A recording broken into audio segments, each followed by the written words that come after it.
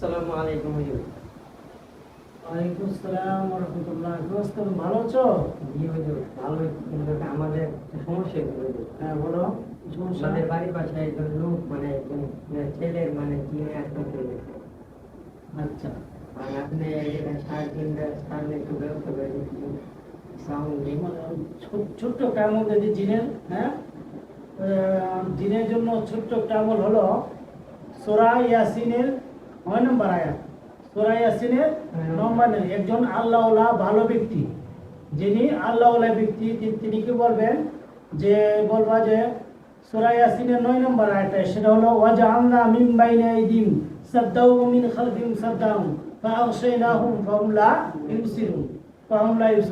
ইয়াসিনের কি 9 নম্বর, সূরা ইয়াসিনের 9 নম্বর আয়াতটা সে 7 বার পড়ে, যেন 7 বার পড়ে যেন তাকে তার শরীরে ফুঁদে দেয়। তাহলে যত ধরনের জিন, ভূত, দেবদানব যদি তাকে আসর করে থাকে, ইনশাআল্লাহ এই ইয়াসিনের, সূরা ইয়াসিনের 7 নম্বর আয়াতের উসিলা আল্লাহ তাআলা তাকে কি করবেন? উক্ত জিন, দেবদানব থেকে তাকে হেফাজত করবেন।